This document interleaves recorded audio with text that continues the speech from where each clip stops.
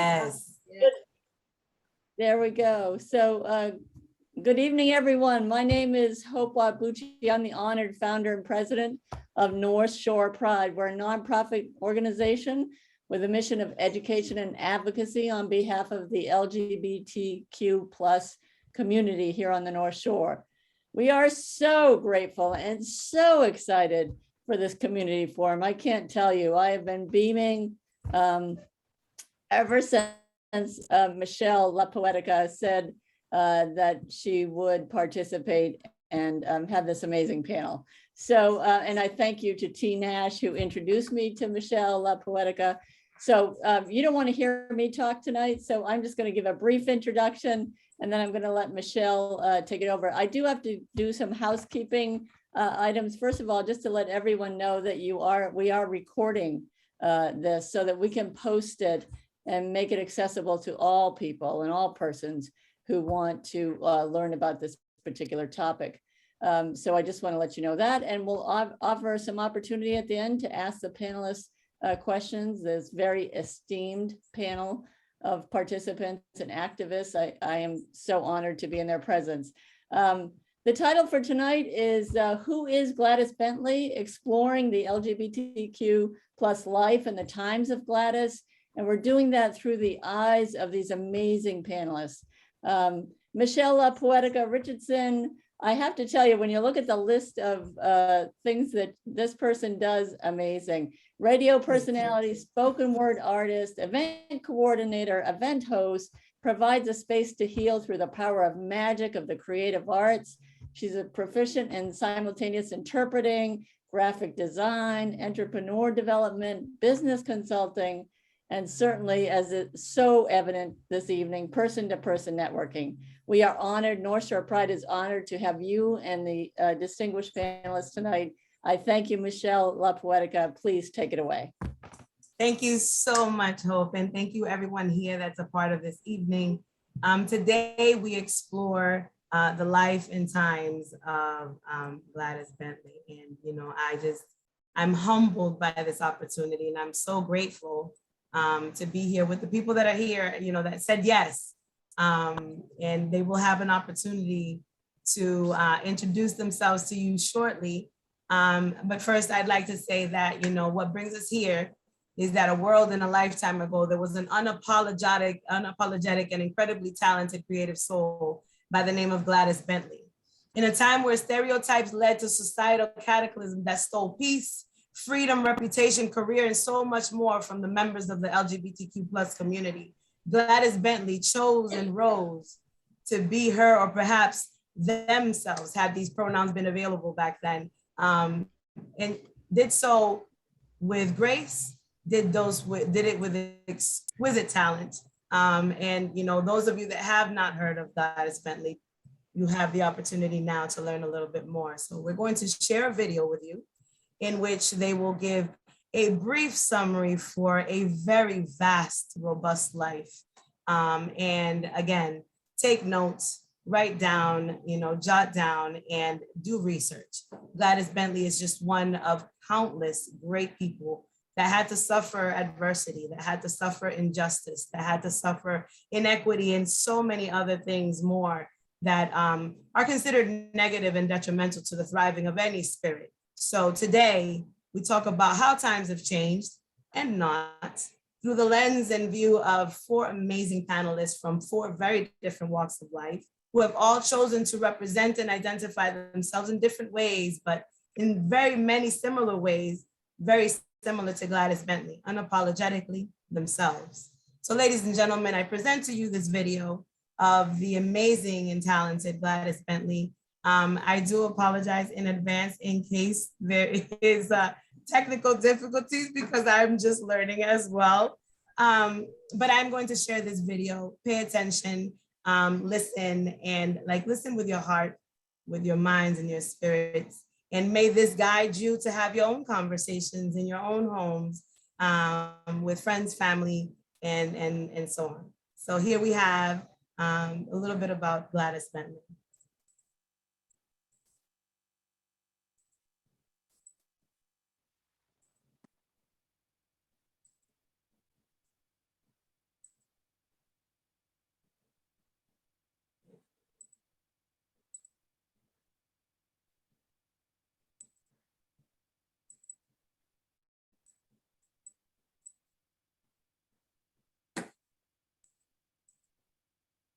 1 second. There we go. Gladys Bentley was an incredible talent on the piano and one of the few women at this time who was really boldly out and unashamed of her queer desires. They say I don't act right, it's unladylike, how I wanna live my life. You're the Gladys Bentley. I thought your name sounded vaguely familiar. 1958, Los Angeles, California. Well, what are you going to sing, Gladys? I'm going to try to do Them There Eyes. Them There Eyes. Blues singer and pianist Gladys Bentley made her only television appearance on Groucho Marx's You Bet Your Life comedy show. I loved you the first time I looked into them there eyes. Got a cute little way of flirting with them there eyes. Gladys Bentley, the way that she presented herself was usually in a tux and a top hat, but she also had the makeup. She's always playing with identity and presentation and fluidity. I have violated the accepted code of morals, but the world applauded my piano playing and song styling. Even though people bitterly condemned my personal way of living, they still could appreciate my artistry as a performer. Yes, baby, them there eyes.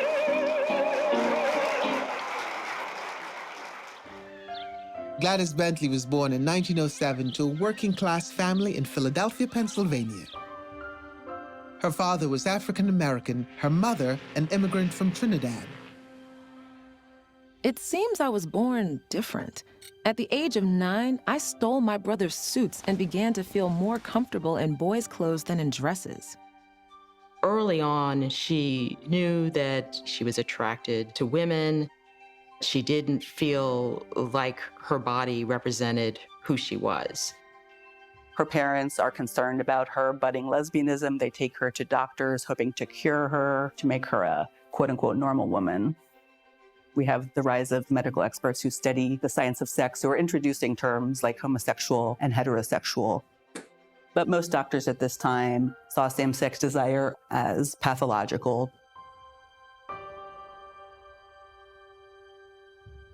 Some decide to take the reins of their destiny in their own hands. That is the way I reacted to being an unwanted child. In 1923, at age 16, with dreams of becoming a musician, Bentley ran away from home to live in Harlem, New York, then the epicenter of the Harlem Renaissance. It was a flowering time of African-American arts, letters, cultural expression. When African-Americans left the South with the Great Migration, they really create lives for themselves in places like New York, Chicago, Detroit, building these urban communities that were tolerant, that supported experimentation and different kinds of identities. One of the reasons Harlem emerges as such a central site for queer African Americans at this time is because this is the Prohibition era. So from 1920 to 1933, it is illegal to purchase alcohol, but of course we have the emergence of speakeasies where people are able to purchase bootleg alcohol and take part in other illicit activities, from gambling to interracial dancing or same-sex dancing. So the entertainment industry becomes a really important alternative for Black women who really didn't have many other opportunities for work. Bentley first worked on the Harlem party circuit. Then a job opened up at a nightclub. The club was actually looking for a male piano player, but she insisted that this would be the perfect time for them to start using a female instead. My hands flew over the keys. I'll make you men folk treat us women like you do. I don't want no man that I got to give my money to.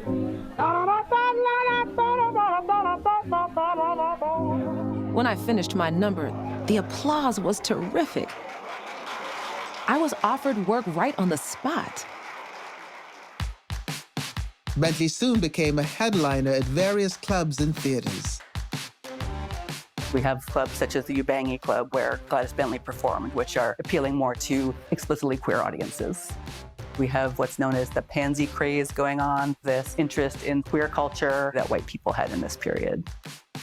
Gladys Bentley sometimes was billed as a male impersonator, showing queerness and flirting with women on stage and singing songs with lyrics that are upsetting all the cultural norms about identity.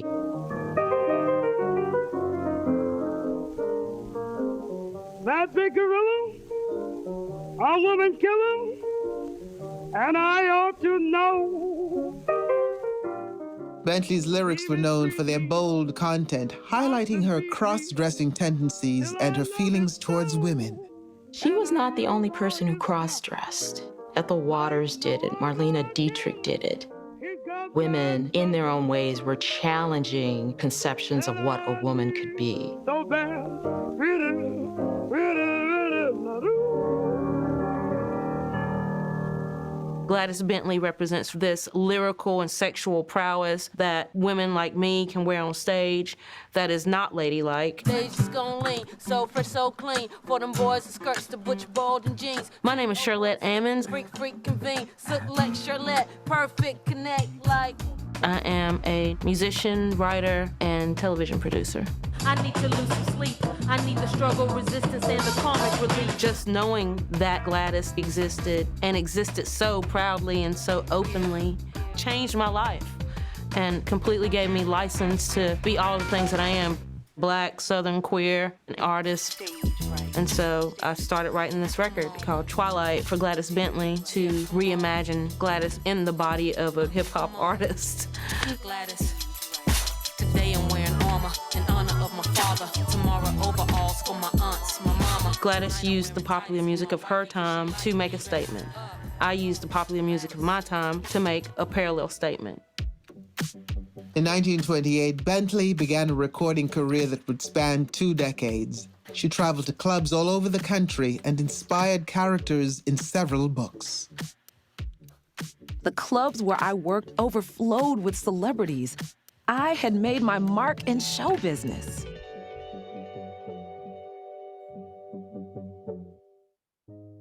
But beyond the world of show business, Bentley's lifestyle faced criticism. There was really no way that someone like her could be viewed as a respectable figure at this time. This is the Jim Crow era, right? There's such a concern about racial uplift, upward mobility, that a figure such as Bentley is seen as so deviant that many in the mainstream African-American community were not a fan, to put it mildly. There were people such as Adam Clayton Powell or traditional mainline churches that had views of homosexuality that did not fit the tenets of Christian beliefs. And for many people, it was an aberration, something going against what God dictated. And so that backlash existed. Bentley's act fell on hard times in the mid-1930s. The Depression definitely made a difference in the entertainment world. And with the end of Prohibition, we actually see more regulation of nightclub spaces. There's a concern about bar spaces that are seen as disorderly, and disorderly was often a code word for gay at this time. In 1937, Bentley moved to Los Angeles, California. But there, she faced challenges to her desire to perform on stage in men's clothing. The state of California actually had anti-cross-dressing laws that went back to the 19th century to keep entertainment good and clean. And there were times where she was banned from performing because of her cross-dressing. In the early 1950s, Bentley adapted her public image to match the times. The post-World War II era becomes incredibly conservative, especially around norms of gender and sexuality. And this leads to what is known as not only the Red Scare, but also the Lavender Scare. And this kind of comes to a head with the firing of hundreds of government employees who are thought to be gay. And possibly as a reaction to those times, she had to change her performance style to stay employed and to keep doing her line of work. This is when we see her publish an article in Ebony magazine with the title, "I Am a Woman Again." For many years, I inhabited that half-shadow, no-man's land which exists between the boundaries of the two sexes. Today, I am a woman again, through the miracle of modern medicine, living a normal existence. In that same article, Bentley stated that she consulted a doctor to receive hormone treatments and also married a man. I think she's spinning a tale of respectability, right? A tale of someone who wants to be seen as fully human in this very repressive time. If you read that article really closely, it really is a plea for tolerance and understanding. She's not condemning who she was or is, but really explaining the struggles of what it meant to live her life. She went back into the closet so that one day I would never have to do that. Pacifists might laugh at this, might ask me if I'm a masochist given. But this is a white boy's game still. When you're making music that represents a marginalized history and the gatekeepers still don't look like you, that's something that a lot of musicians and artists who are Black or queer are constantly battling. Bentley was studying to become an ordained Christian minister when she died of complications from a flu virus at age 52. I see her as a pioneer. She's somebody we could all look up to, whether we're gay, lesbian, bi, heterosexual. She invited us to be our whole selves. And that's what we all want to be. Red beans and rice, greasy bacon in the pot. I have earned the distinction of being the first, and in some cases, the only performer of my race to crash the most plush glitter spots. I am still a star.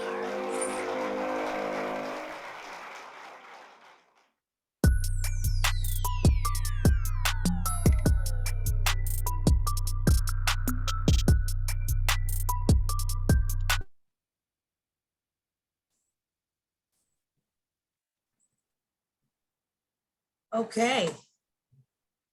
Can everybody hear me okay? Yes. Yes? Okay. So that was, to all watching, that was a brief narration of the life of Gladys Bentley. And before we get into it, allow me the pleasure and privilege to introduce to everyone watching our amazing panelists.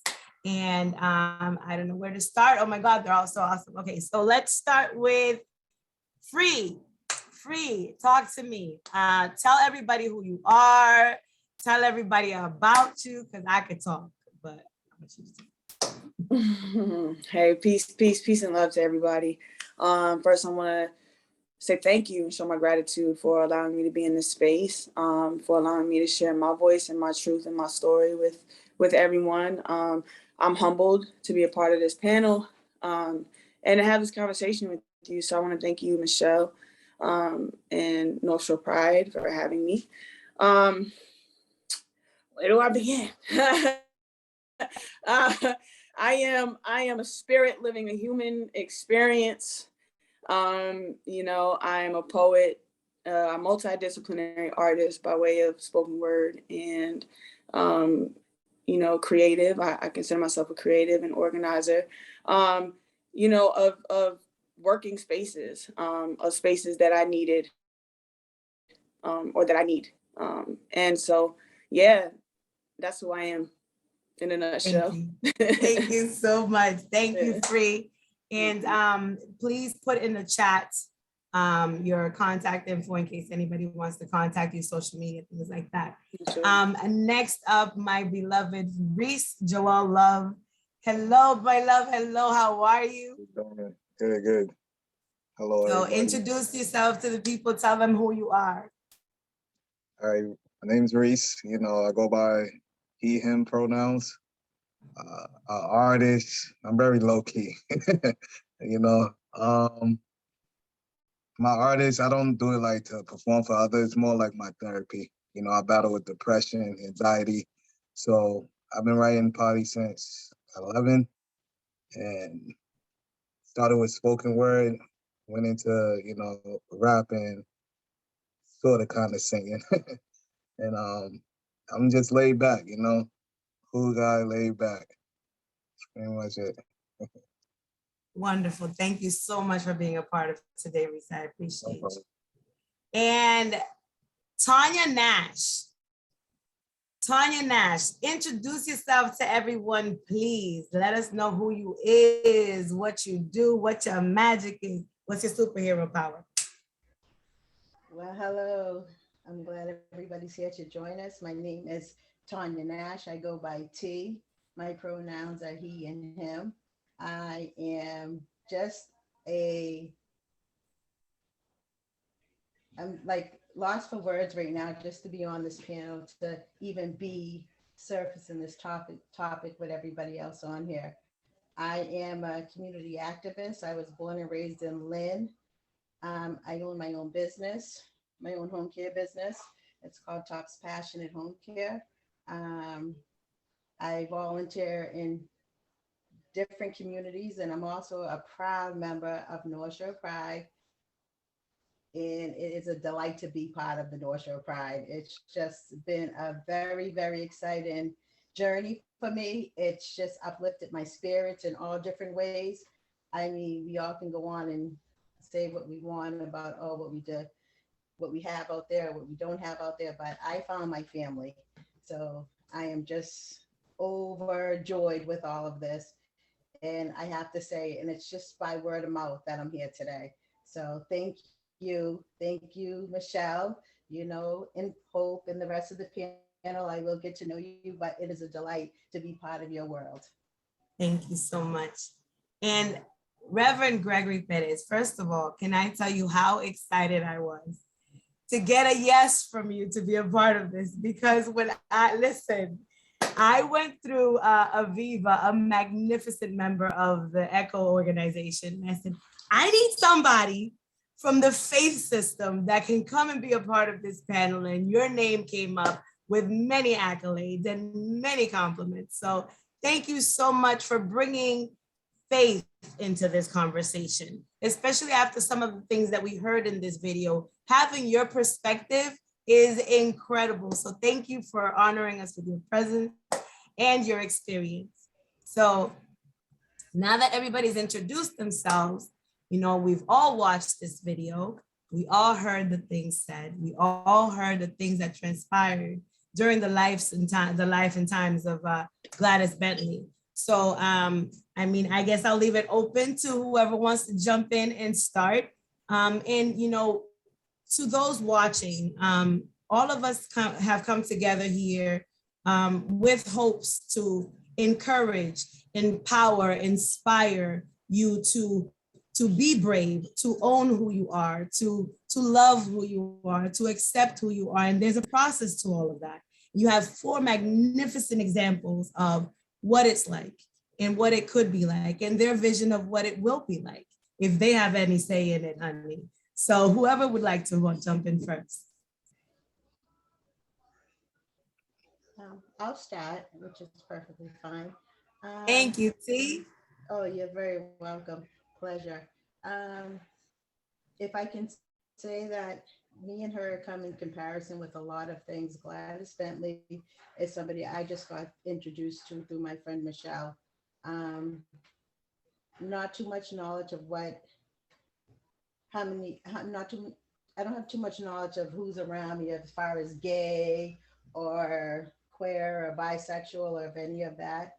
When I look at myself as me. Even when I'm doing an interview or if I do anything to describe myself, that's what I say.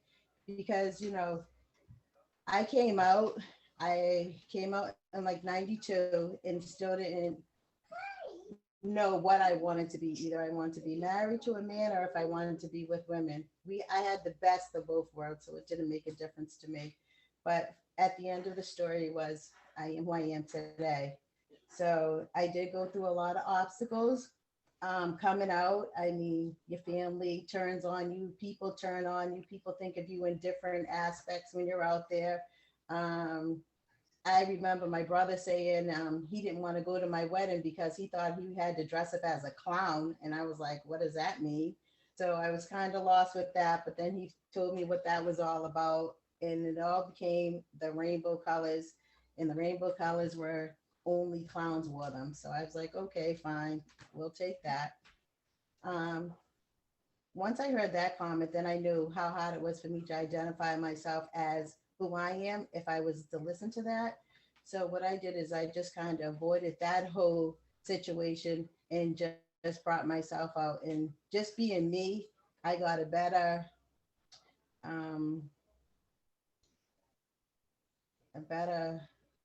sorry, my words are really jumbled right now. I got a better frame of what life is for me. Just to kind of be around different people, introducing myself the way I want to be introduced, and then dressing the way I love to dress. So this is who I am today. Thank you so much, T. I appreciate you, your words. Reese, talk to me, baby. Well, one thing I saw about Gladys is like, she have a bold personality. Like she just didn't care. Like as she's performing, didn't care what people was gonna think. From the way she dressed and to who she was. So I feel like that's how I was even as a child. From a child all the way like to my life. To my life. From a child all the way to like high school. I was, the tomboy. I wore what I want. I hung with the boys. Most of my whoopings was trying not to get caught sagging type stuff. But I didn't understand, like, I always felt like I was different. Something was, missing. And, at that time, I didn't understand, like, being transgender or anything of that knowledge. But, it wasn't until high school, though, I, decided to experiment with, like, my feminine side, and being a woman. And I kind of relate to Gladys is like how, as the girl said, she went back in the closet. It's like you kind of backtrack, you know what I'm saying? That's not who you are and that's not what you represent, but the way society is around you or trying to fit in and make you feel like how you are is just not accepted, or, you know what I mean? Or you just living in a whole different type of world. That's how I felt. So those 4 years was just different for me. And then clearly once I got out of that, I'm back to Reese. But it's still a learning process for me. Like I said, I, suffer with, or battle. I don't like to, I choose my words wisely. I battle with depression. So it's like, I had to get back to knowing me, the self-love, accepting me, and these things from all first before listening to society. I think that's what we get caught up on. And I can see that's what kind of Gladys got caught up on, even though those times it's harder because now we have it where they can't discriminate or threaten us with our jobs and stuff like that. Yeah, I can like relate to her a lot, I went through a lot. I feel like I'm the black sheep of my family and those around me. Like I'm the only one walking in my shoes, but I know there's other people that out there that can relate. I just, I don't voice how I feel often. And even like growing up and stuff, I never like spoke on my feelings. So I can honestly say it wasn't until my 30s, like I'm really just being verbal with it and even just exploring myself more, and not so hard on myself. That's beautiful. Thank you so much, Reese. No problem. So, Reverend Perez Free, I could toss a coin. I can go. Whichever. Okay, whichever. Go ahead. So, well, Free, should I go or? Yeah, go ahead. Yeah, sure. Okay. Well, first, thank you again for including me on this panel. And I'm new to Massachusetts. I'm a native Texan, but in 2003, my husband and I moved up from Austin, and we moved to New Jersey, to Jersey City. And we have been in Jersey City since then. And then I accepted a job in September of 2020 in the middle of the pandemic in Lynn, St. Stephen's on the Common. So I'm the priest in charge there. But before I met my husband, I was a Roman Catholic priest for 13 years. And I was once asked, did you go to seminary because it was safe and you knew that you were gay? And I had to think about that. And I honestly, I'm 62 and I say, no, I did not do that. I do believe that God had a plan for me. And that is that I needed to be a minister. So I didn't go to seminary because it was safe for a gay person to be behind the closet. I went to seminary because I really believed that God was calling me. So I met my husband. We've been together now for almost 24 years. And then I became an Episcopalian. I left the Catholic Church, and I gradually realized that the things that the Catholic Church was telling me to preach, I could no longer preach. I no longer believed. And one of them obviously was me being gay, of which I had to come out to myself in seminary when I was just 18, 19 years old, and I didn't have my family near me to support me. So it was difficult. But I did come out to my parents in 2003 when we decided to move to New Jersey. And my mother questioned if Doug, that's my husband, if he was coming with me, and I said yes. And then she said, "So you're a couple?" And I said yes. And I will be there tomorrow morning so I can talk to you. And I remember walking into the kitchen, and my father was angry. And he called me queer and these kinds of things. And he even went so far as to say, "You were probably thrown out because you're a child molester." And I said, "No, I honestly left, Dad, because I can't lie to an institution like the church. And I can't lie to myself. And I'm in love with this man, and this is who I am." Long story short is that before they both died, about, I guess, 4 or 5 years ago, they did come up and spend time with us in New Jersey. And they began to see how people in my congregation loved both of us and accepted both of us. But, Roman Catholicism, Christianity is very tough. And it surprised me at the end of the story that Gladys had actually thought that, I think it says she was in a seminary or in the process to be a minister. And I just think to myself, I wish that she would have lived long enough to be ordained, because I would love to have heard her sermons, about a church that condemned her, a people that told her that she's wrong and that she's inferior and she's nothing and that it's evil. It would have been amazing. I've been called a lot of names, not only because I'm a Latino, but because I'm queer. So I'm used to the names, and it doesn't bother me anymore. And I proudly, when I introduce myself to new people that come to visit the church, I proudly say, "And I have a husband." And I think it's important that people know that. And at the bottom line for people in general, we have got to be authentically ourselves. And, Saint Irenaeus, there's a saying that says, he said that the glory of God is when we are fully alive. And so we give God the greatest praise when we can be who God calls and created us to be, and to love whoever we want to love. So I challenge any church that wants to call me on the carpet on that. Don't believe them when they say it's in the Bible. Yes. Because we have a lot of passages that say it's also in the Bible not to get a tattoo, not to eat shellfish, all these other kinds of things. So humankind creates these things, but God is open to everything. So that's what I have to say.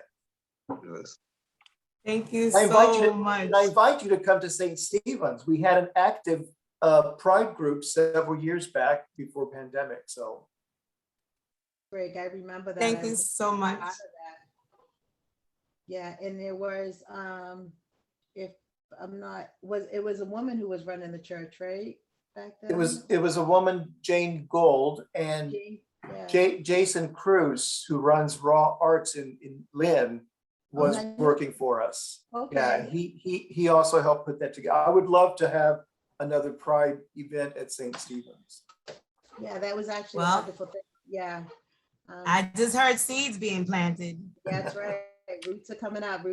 Yes, right. honey. Yes. That's right. Thank you so Reverend Gregory, you have no idea. Thank you so much for sharing that with us.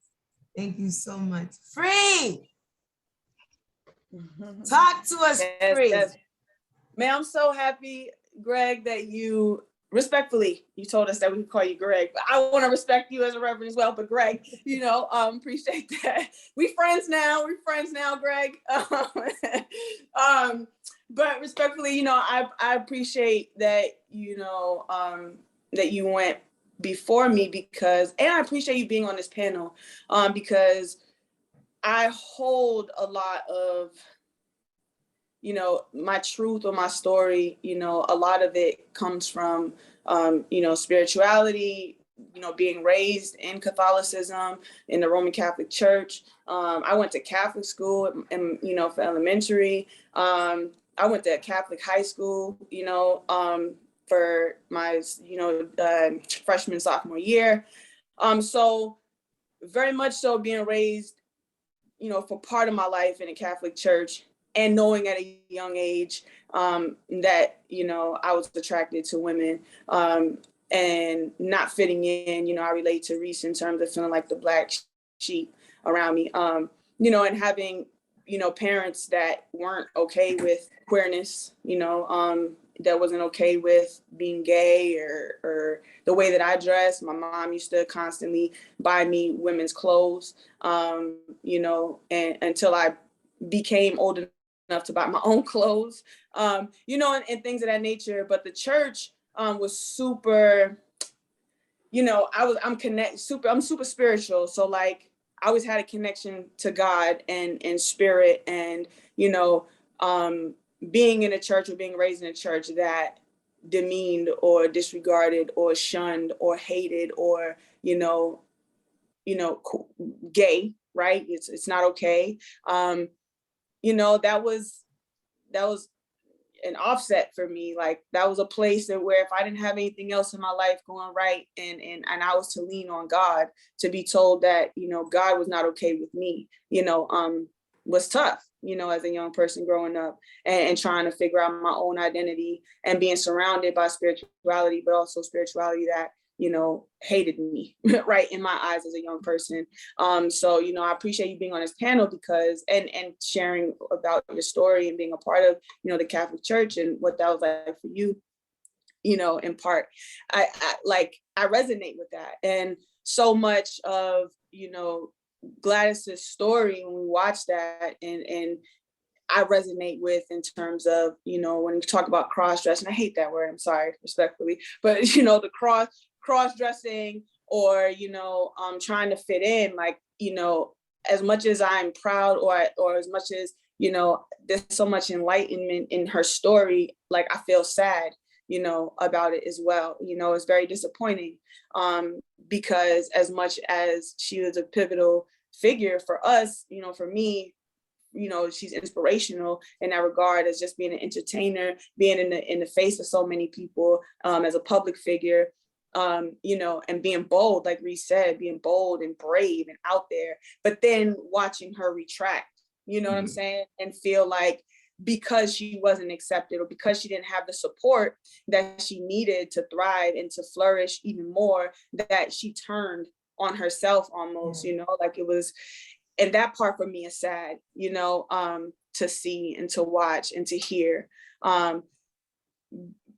But for me, in the bigger picture, being on this panel in this moment and having people watch, we have young people right now watching, which is why these conversations are so important. Making this so public for people to see is so important because representation is important. Knowing that there are people out there that, support you, there are places for you to go. There are people that you can talk to feel supported in who you are.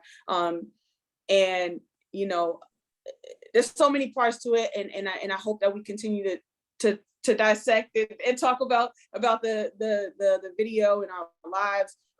So I don't want to take up too much space, but, in terms of the question in our lives, what's significant to me about Gladys's story, I think is all of it. I think we all can find pieces of her truth and her story as mirror reflections of ourselves too, in the journey we've had to endure and go through. But yeah, so I hope we can elaborate more. This conversation is so Thank you so much, Reese. Thank you so much. I'm in this to win it. Like, let's talk about So you mentioned all of you have mentioned something, a part of your journey, that I feel this is a great segue to kind of plug something that I believe so much in with my soul. There's an organization in the North Shore, our North Shore, called NAGLY. NAGLY is an organization that basically focuses on the needs of LGBTQ plus youth. The last time I stepped a foot in there, I was like a kid in a candy store. It was absolutely beautiful. There was so much love in that space. There was so much freedom for them to do whatever, cook a meal, watch TV, play a game, read a book, pick out an outfit, take some clothes that fit who you feel you are, and not have to pay a penny. Because financial abuse is also something that happens in the LGBTQ plus community for those that are struggling with identity when it comes to gender. So you have a lot of these babies that are forced to wear clothes that don't feel right. And then you have an organization like NAGLY that has a whole thrift store that says, bring a bag, baby. Bring a bag and take what you need. And you don't have to pay a single dime.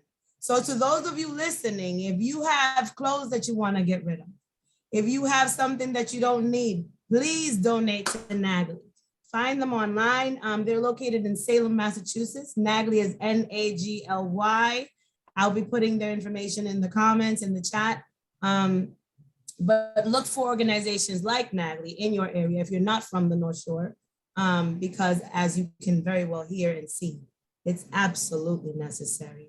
To those of you watching also, I'd like to kind of ask and plead in a sense, to pay attention to how these four amazing individuals from four very different walks and paths of life, generations even, are having such a beautiful conversation about this subject, so that in that you can see that it's possible. You know, in that you can perhaps lose a little fear and open yourself up to having this dialogue with people that you love.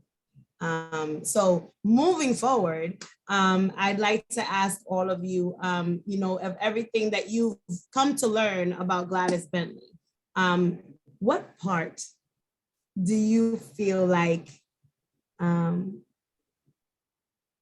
is most you? You know, what part would you feel like you would tweak a little bit in modern days so that someone like Gladys wouldn't have to go through that again? Like, so moving forward into the future, what parts of this story that you identified most with would you see differently today? What parts would you change? Like, how would you change the world so that it would be better for those coming up in it than it was for you, and surely better than it was for Gladys? So whoever would like to go first. I'll start off. Oh, go ahead. Thank you, Reese. I just feel like that you just need to be yourself, and being yourself is feeling confident in the way you look, the way you feel, the way you act, the way you talk. I mean, it comes in all different categories. And once you feel good about who you are, the one next to you doesn't even matter. As long as you say hi and they say hi back, guess what? You guys are now speaking the same language. And that's how I feel with life. Thank you, T. Thank you. Reese, talk to me, my love. Oh, just like T, just standing in your truth and not like Free too, when she said, like, when she retracted, it was like, it's just something to the soul. It was like, it was painful. It was hurtful to see that. But I understood it because I actually been there in my life too.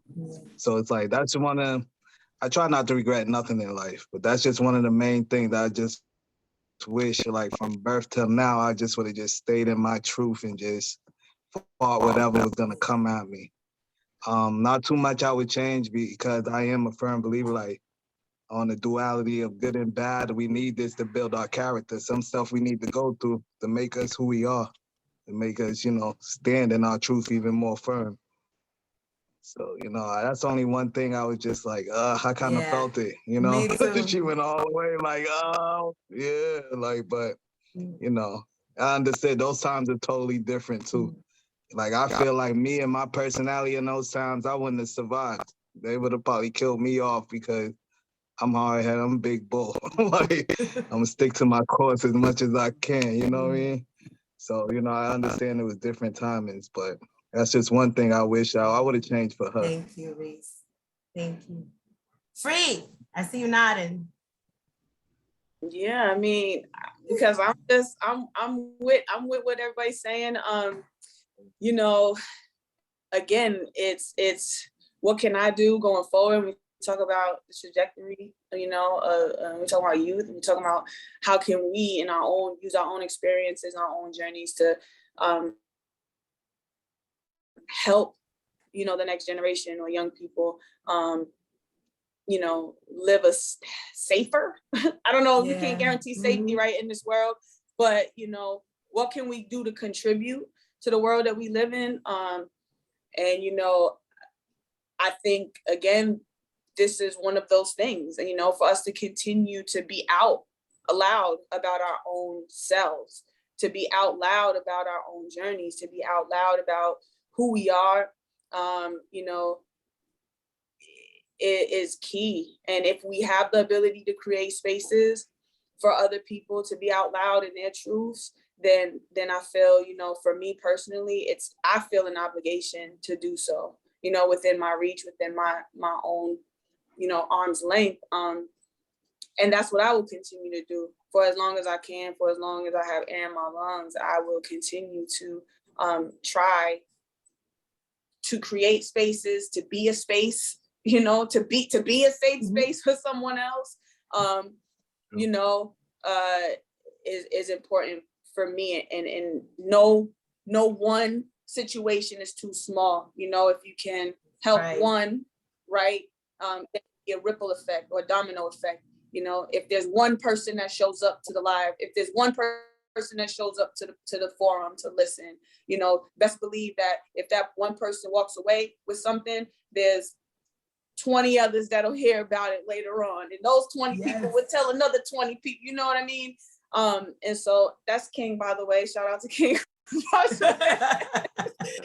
has to make it appear. King stay always in the screenshot, always. Like, come on, yeah, but he's cool.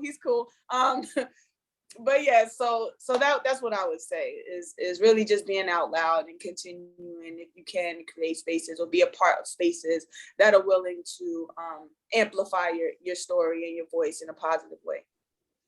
Thank you so much, Free. Reverend Greg. I love calling you Reverend Greg. Because you know why I love, and even though you gave us license to call you Greg, you know why I call you Reverend Greg and I put so much emphasis on that, Reverend, because there was a time when you couldn't be you. And you are someone of the utmost authority for so many people. And it's so important that you are you, So like, I call you Reverend with incredible pride, because I understand being a Latina. I understand some of the things that you had to encounter from childhood to now. I understand. So for me, it rolls off with such pride, Reverend Gregory. Tell us how you would move forward in this world, to help the babies come up freely. Well, first of all, my husband worked for GLSEN for 13 years as the chief operations officer in Manhattan. And through him, I got to know a lot of parents who had lost children, young people, who hung themselves, who died, who committed suicide because they were being bullied. And although her story is not similar, it's a sad story of Gladys, because she went to that point that, she got married, she started dressing in women's clothing. She hid herself. And I think what has been said already about being loud, I was thinking that exactly, is that, we have to be loud. We have to be, and we have to be bold. And I think Gladys started out bold, but sadly, society forced her to go back into the closet. And I see that happening. I'm from the state of Texas, so I see that happening in what Texas has recently done with Florida, with other states, that it's just this horrible, evil, conservatism that really damages people. And the only way that can be countered is for us to raise our voice and to be loud and to be proud and to be bold and just go out there and do it. That's what I would say. And I was touched with Gladys's life, and I just wish, again, I can't help but going back to, if she were a minister, I would love to have heard how that would have transformed, how that would have developed. But be loud. I agree. Most definitely. Hope. Yes. I see you over there nodding, sighing, taking deep breaths, just taking it all in. Hope. Go ahead. Sorry. I want to know because, and I'm pulling you in, and I'm sorry I didn't give you a memo that you were going to put in. But listen, it's important because you are the president of North Shore Pride. You understand? Yeah. You stand before us as the leader of an institution that is built to prevent things that happen to Gladys from happening again, to spot them, to define them, to get rid of them. So you must have something to say.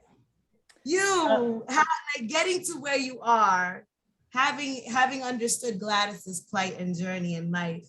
Talk to us about your perspective. I will, and thank you so much. I'm not supposed to be on this panel, so but I'm honored to say a few words. So thank you. I started North Shore Pride back. It was 12 years ago. We've had events for 10 years because of COVID. We were out for 2 years, and I started it because we had hate crimes here on the North Shore against our community, and little girls running down the street in my neighborhood, yelling, you effing faggot, and 2 men in Newburyport being assaulted for holding hands, a gentleman in Gloucester who a suspicious death for being gay. And I have a background in clinical social work. I'm a foster kid myself, so I grew up, always trying to prove myself in some way. I got bullied as a kid because I was a foster kid, and then got bullied because I came out at a very young age. And so, I just thought I have to do something. I worked with volunteering with LGBTQ youth way back in the day, and I thought, we're still not there. And so I just put it out there to the universe for a group, like-minded people to come join and do something. And so every year we do the parade and the festival, and we do it not because, we love a party, right? We all love a party. Our community loves a party. But more importantly, it's to, as all of you have said, to be out there, to be loud, to be proud. That's why we do it. I think Gladys did it through her dress, through her music, through herself, she really owned herself until she was forced not to. And that was the saddest part, I think, of that video. And so that's what we do. We make sure that kids have a place. I can't tell you the number of phone calls, emails, texts I get from kids saying, when are we going to be able to come out and be proud at North Shore Pride? My favorite memory of North Shore Pride was after everything was cleaned up and all the trash had been picked up and everybody had gone on to the after party. A young person stayed behind and ran up to me, not saying a word, and just hugged me. Never said a word, and cried in my arms. And I thought, yep, we're doing what we're supposed to be doing. And I could not do it without this amazing community.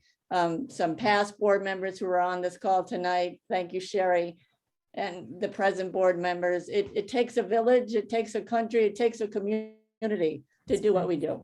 And we'll always do it. So thank you for the time. I'm gonna scoot out because all of you are amazing and you don't need to hear from me. Thank you, Hope. Thank you, Hope. Thank you, Hope.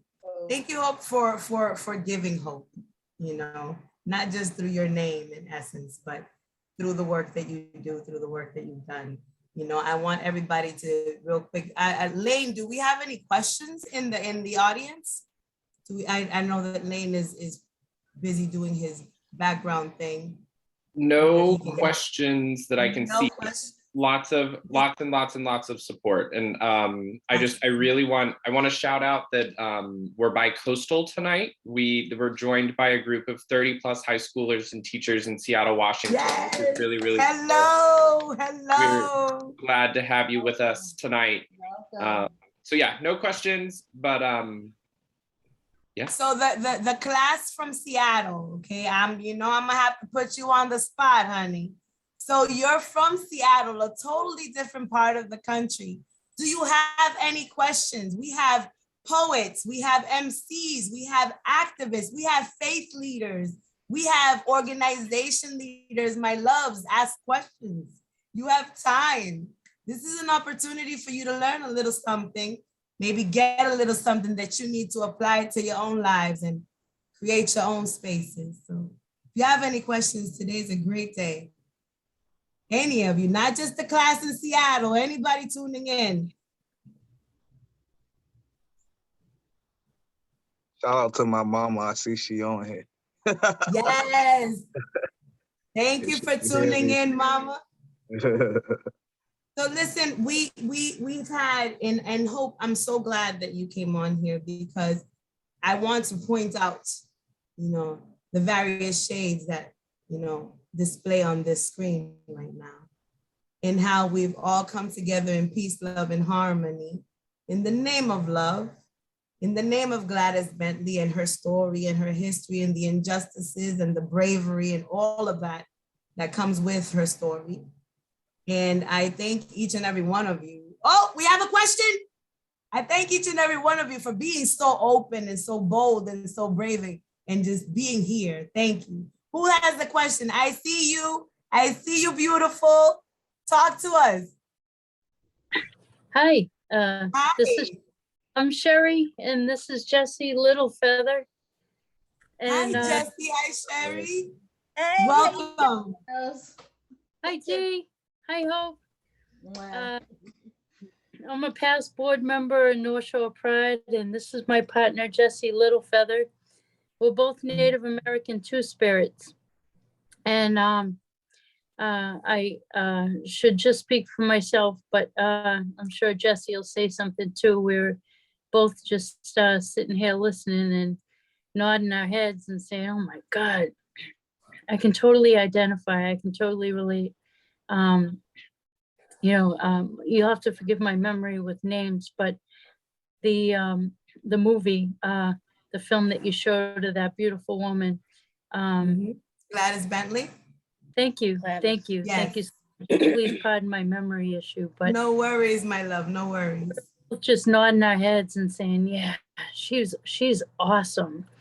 And I love hearing your story, T. And I don't know, I've been on the community forums before and I've witnessed them and helped to plan them as well. And I gotta say that this is the best one. And thanks, Hope, for all your work. You want to say something, Jessie? Keep going, everybody. Woo! Yes, yes. Now you're already here. I have to say, what was your perspective coming from your background and your lives? What was your perspective on the lives of Gladys Bentley and what happened? How does all of that transpire into your life and your journey?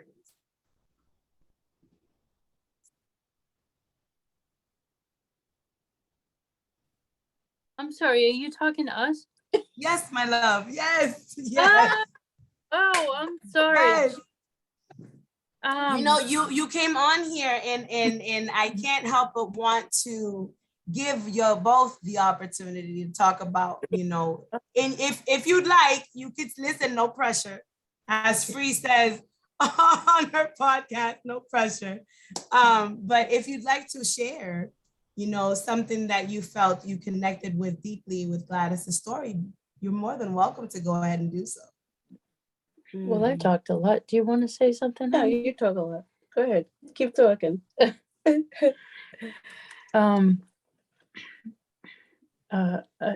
sorry, I'm kind of at a loss for words. I'm not much of a public speaker. No worries, no worries. And I apologize for putting you on the spot like that. I just wanted to give you the opportunity to say a little more if you wanted to. But thank you so much for being a part of today's forum and for joining in and spreading the word. I appreciate you both. I guess now that I'm thinking about it and have a moment of silence to reflect, I guess I can say that, being Native American Two-Spirit, I identify with having the spirit of both male and female inside me. And outside of Native American way of identifying with gender, you would probably call it non-binary. My pronouns are she, her, hers, and they and them. And I could relate a lot to the struggle with gender and the self-acceptance around it. And how I grew up in religious Catholicism, and I've just learned a lot. Actually, by being a member of the board at North Shore Pride, I learned a lot about gender and acceptance around gender. Yes. Thank you so much. Thank you so much. My 2 cents is the woman, who's the one that we just saw the video? Bentley. Gladys Bentley. Bentley, yes. It sounds like she just came right out at more of a younger age, and she was proud of who she was. She wore the clothes that felt comfortable. She came out and, all her feelings came out in her music, which was beautiful. Well, I look back when I came out when I was 13, I came out to my parents, but I was in the closet until my 30s when I actually really came out and held hands with my girlfriends. And it's just like, it was so hard back then. I wanted to be who I really was, but I couldn't. It was in the 80s, and that's when Rock Hudson came out. Everybody was talking about AIDS and everything. And I wanted to tell my best friends, but I didn't. And I'm glad I didn't, because I kind of did a test with them. And, 2 of them said that they would drop that person because they didn't want to think other people would think they're gay. I had one friend say that she thinks that all gay and lesbian should be put on an island and bombed. So, and, but when I finally came out, I was still a little bit scared because I didn't know how people were going to be. I didn't know if I was going to get beat up or anything like that. And, but now that I've gotten older, I'm 55 now, and I really am really proud of being a Two-Spirit Native American. And then some of the Native American tribes way back when, they accepted Two-Spirits, that's what they call, one who houses both male and female spirit in one body. And, you had somebody who could do the cooking, keep an eye on the children, and you have somebody, going out in war parties and whatnot. But I've started playing the Native American flute, and I only just did it in my smaller apartment, but I'm really proud of who I am now. And now I've played my flute in front of other people for the first time this past year. And I really put in a lot of my feelings in my flute playing. I don't practice. I don't play on one song. I just, whatever comes out of my spirit goes right into the flute. That's beautiful. It's a beautiful thing to be able to do. Mm-hmm. And I love the way that we take adversity and turn it into these positive things, like creativity. We have creative souls on our on our panel, we have someone like Reverend Greg that takes adversities and turns them into sermons that inspire others to be brave. You know, we have T. Nash that takes that bravery and inspires others to make changes in their community.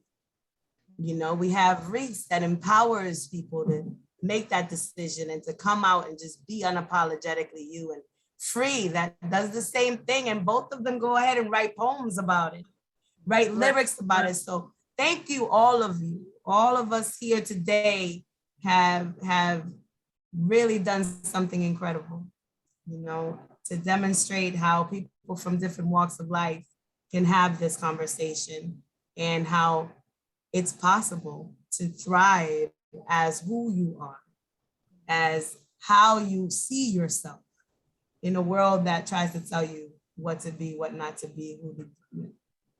This is what it should be. Do we have any more questions, Lane? Okay. Yes, T. I just want to add a little bit to this is this panel is awesome. And also what I hear a lot is I just wanted to be somebody, or somebody was judging me. A lot of stereotype comes in with all of us, and it doesn't matter if you were gay, lesbian, or whatever you want to be. We still fight the same fight as everybody else, regardless of the situation. And I just feel that what we need is, it is called awareness, and awareness needs to come in all languages, not just gay, lesbian, or whatever. I think it's really important that we come together as one, and that's bringing all the communities together. Like if everybody was to travel everywhere else to just get that little bit of education, because I'm one, I travel to Atlanta, I travel to Florida Pride, I travel to New York Pride, I travel to Boston Pride, I travel to one of Lynn Pride, Salem Pride, you know, and by all those prides that I actually been to, there's no difference. And the only thing I see is more volume, you know? And the only reason why there's volume is because everybody's listening to what everybody has to offer without judgment. And that's what we all face today, is a lot of judgment, because either we have it here or we don't have enough here, and we can't do something because, you know, we don't have the college experience here. No, we have to give everybody a chance. Even myself, I was never to speak in public ever until I was part of the North Shore Pride Board. You know, they put you on the spot, Tanya, you gonna do this? Yeah, T, you gonna do this? You gonna do this? Yes. You know, and I never thought to ever say no, is because here, I'm even fighting my fear of even doing this. But again, if we don't talk about it, we cannot be about it. That's so right. This is my whole thing about joining this forum today is, I know it's Black History Month. I've been doing number of events, but again, it is an all event, if you understand what I'm saying. Mm-hmm. We need to be as one, not just as of tomorrow is going to be Guatemalan or, you know, the Mexicans, whatever, Cassidy, whatever it is. We need to celebrate everybody as one. That's what unity means to me. And I think once we do that, it is going to pop. And this year is our year, Hope 2022. It's going to pop. Yep. I think, just, you know, yes, Reverend. Oh, I wanted to say, you know, last week I found out that there's a woman that is no longer coming to my church because she found out that I'm gay and that I have a husband.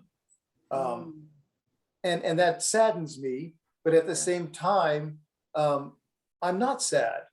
I'm sort of, the only way I'm sad is because, you know, she's losing the opportunity to get to know me and to see me as a person, as an individual. And because I love another man, so what? I love someone. And I think that's what really, you know, upsets me, is that people don't take the time to get to know us. They don't get to take the time to embrace our identity, our personality, our gifts, and what we bring. And so if she wants to stay away, I'll say, that's fine, but it's your loss, right? That's right. Reese, talk to me, baby. I see you. Like, I wanted to get like everybody's opinion. tie into what the Reverend said too. Like, we're talking about like being bold and standing in your truth, right? I come from a background where I really didn't grow up like with a lot of people from the community. My main people is like, I guess, heterosexuals and stuff like that. And so like standing in my truth is different. I felt like I felt like I always had to prove something. I didn't know that was in me until, you get enough people saying that in your face. But, so it feels like, all right, I'm fighting to be respected or something like this. But sometimes when let me talk personally, when I say like standing in your truth and battling people, standing in your truth and being bold, you don't necessarily have to battle with people. It's just knowing who you are, or like being wise on like kind of what fights you want to pick.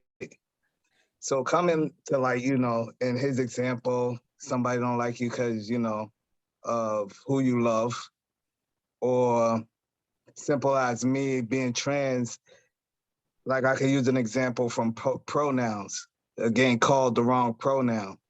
Some people around me, sometimes I'll just ignore it. It really didn't bother me now until like I really started my journey. And I don't know if it's the testosterone, now you see it, or, I got a little facial hair. So it's like, oh, I know you see this. Yes.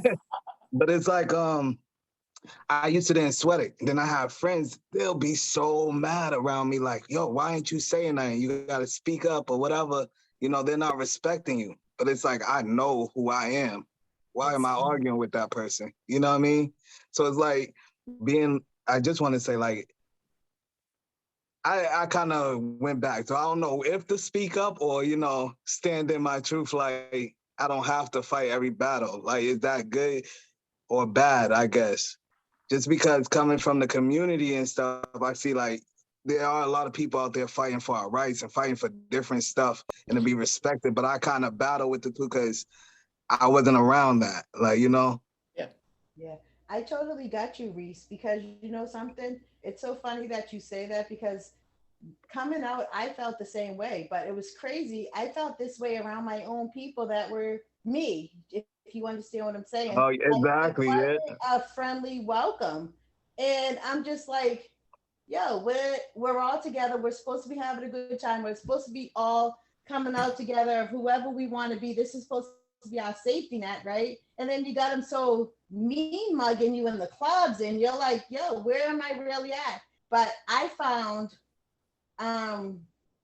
that I needed just to be me. You know what I'm saying? Get my own style going. And then once I got my own style going, if anybody wants to follow, by all means, come along, and I would welcome you gracefully without a mean mug. But if you didn't, you kind of gave us, you kind of stood back, and then you just waited for everybody else to come around you. And then once you seen that whole popularity change, then they want to be your friends. And that's when you do use your judgment of who you want to be. Do you know what I'm saying? Because I promote all kinds of styles.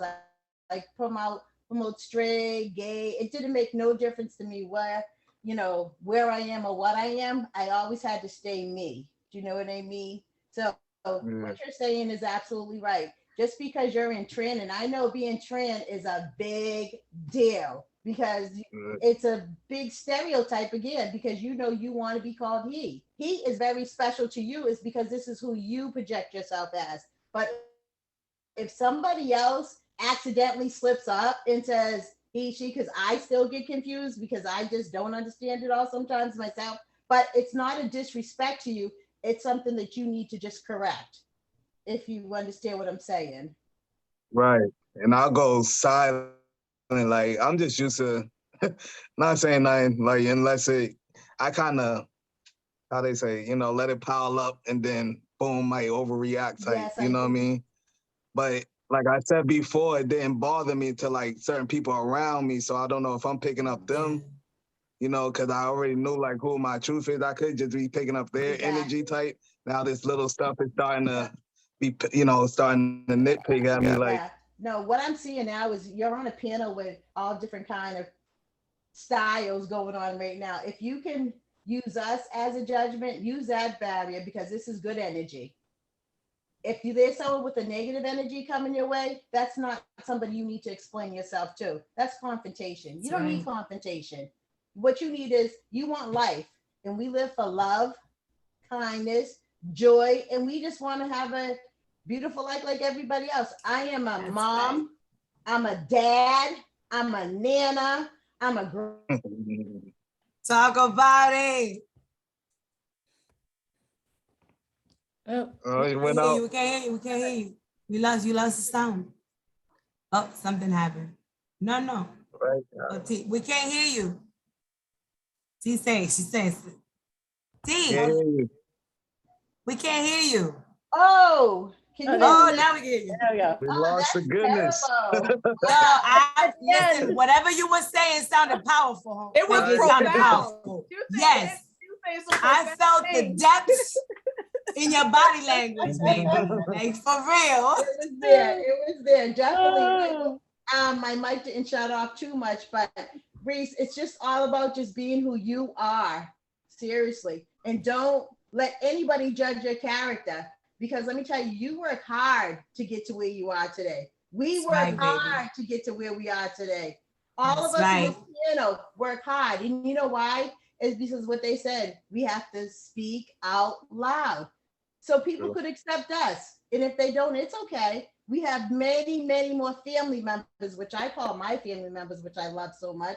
Hey, come along the journey, you know? Don't waste your energy on negativity. Negativity hurts. Positivity is all the way, and there's so much love in here.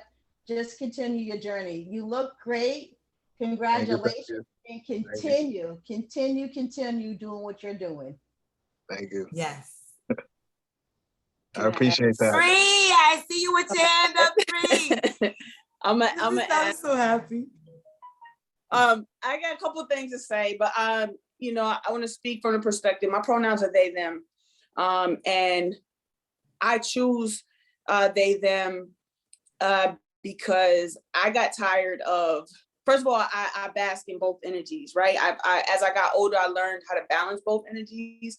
Growing up, you adopt when you're trying to figure out who you are, you adopt certain things from what's around you. And I knew that I wasn't feminine in regard to like the dresses and the girly thing. Like I didn't know how to do those things, right? I was more what we call tomboyish and more, so I gravitated to a certain energy, when I was younger, masculine energy that, I kind of shied away from my feminine energy. And as I got older, I learned the balance between the two and accepting my feminine energy, but also embracing my masculinity too, but when I was younger, I got instilled to this day sometimes, but I get the, misgendering me, being in the bathroom. I used to go into the girls' bathroom and people would knock on the door and be like, I've had security called on me while I was in a restroom because they said there was a boy in the restroom, in the girls' bathroom. And, there was he, you look at me from a certain angle and it's he, I used to wear braids with the do-rags and the fitteds. And so if you didn't look at me in my face, or if you were just kind of naive to the whole thing and you really just went off of how appearance, you misgendered me all the time to begin with, and the older I got, it was just like, you know what? I don't even care. I used to get upset, right? I used to be like, huffing and puffing, puffing around, like, why?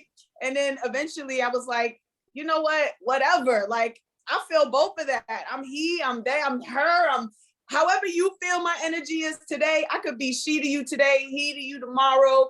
I remember you saying that to me. It's the truth. And I prefer they, them because I bask in both energy and I resonate a lot. I identify as non-binary. I don't like labels in general. But if someone says to me, she right now, and I have they, them on my screen, someone says she right now, I'm not offended, If you say he right, I'm not offended. I don't take offense to either one. I feel both ways, I feel, to the folks that came up and spoke about being two-spirited and non-binary, like that's 100% where I'm at. Like I feel both ways. And, I embrace that. And I guess, I'm gonna throw this out there, and everybody on this platform don't know, but I've known Reese since high school, and nobody knows that coming onto this platform except for Reese and I, right? And I named that now because you shared that with us. You were vulnerable in this moment. You was asking our opinions, and I just want to share with you how proud I am of you for standing in your truth and in who you are. Like to be on a panel with you, come full circle.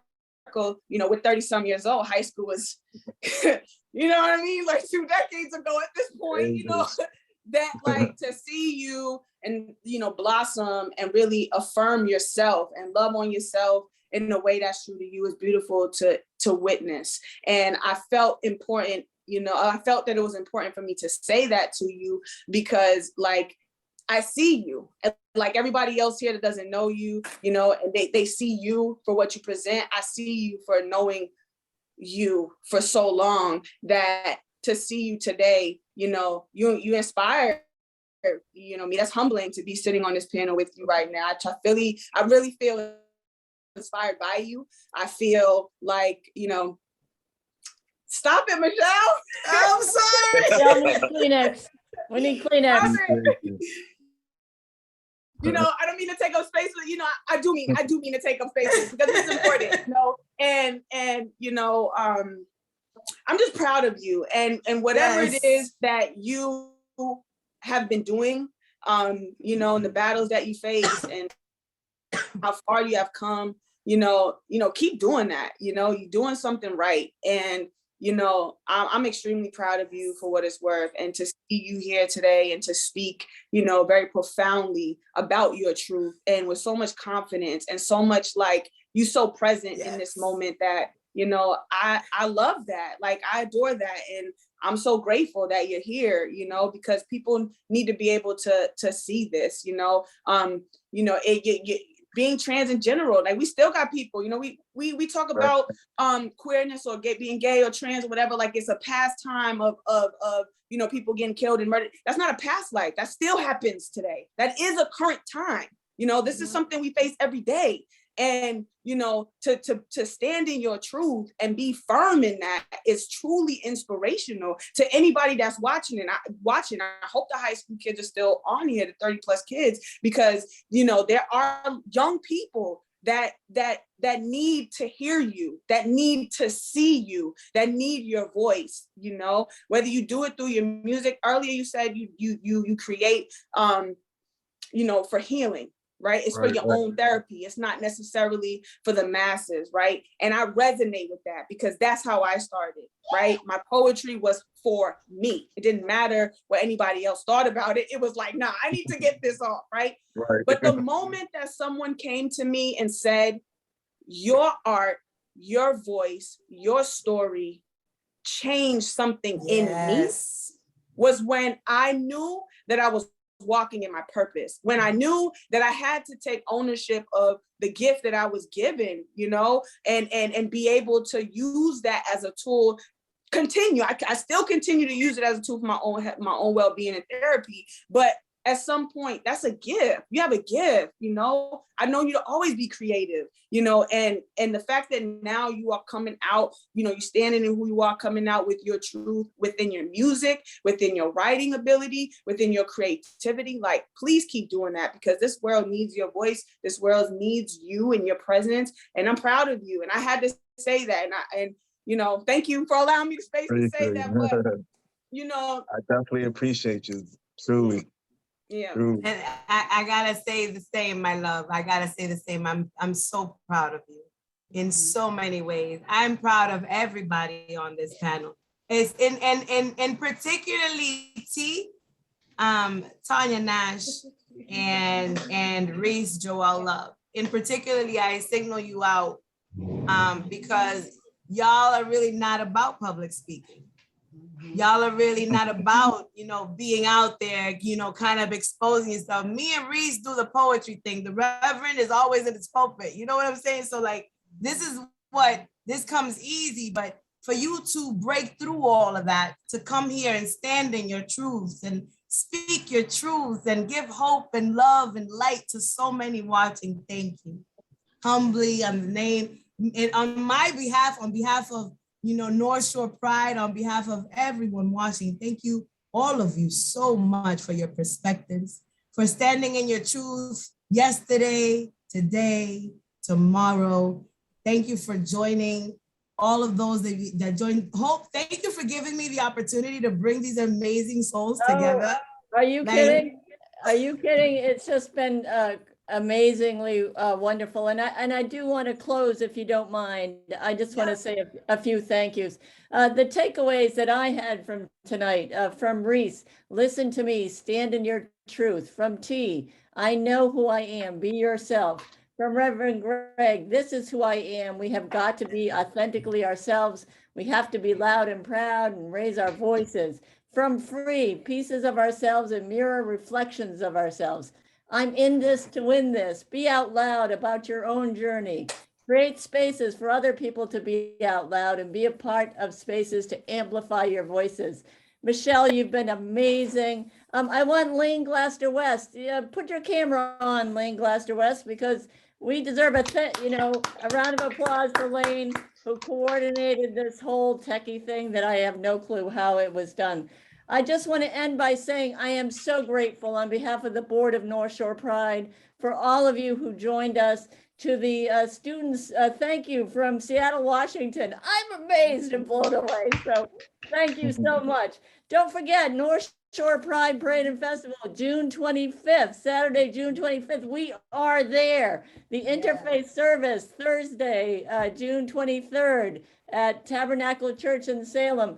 And I'm going to end with this, a quote from T from tonight.